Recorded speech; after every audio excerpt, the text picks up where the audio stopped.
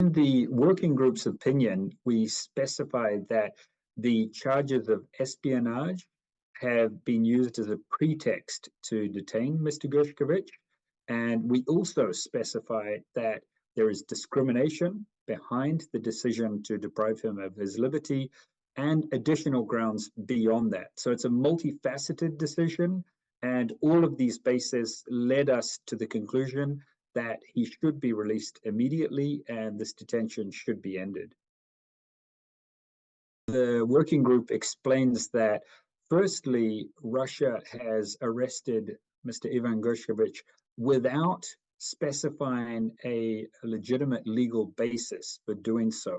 And we note that Russia did not respond to these allegations in reaching our decision. And we also find that the detention is in response to his exercise of his freedom of expression. And we further find that it has involved various violations of his fair trial rights during the proceedings, including his presumption of innocence.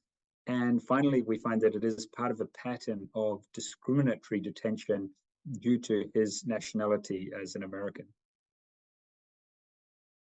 We consider that our decision, which is based on the International Covenant on Civil and Political Rights, is something that should be implemented.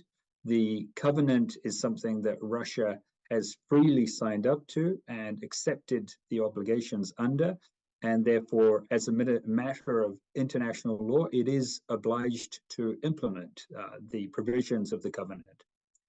We also call on Russia to make proper reparations to Mr. Gershkovich to make up for this period, which exceeds a year in detention without a legitimate basis.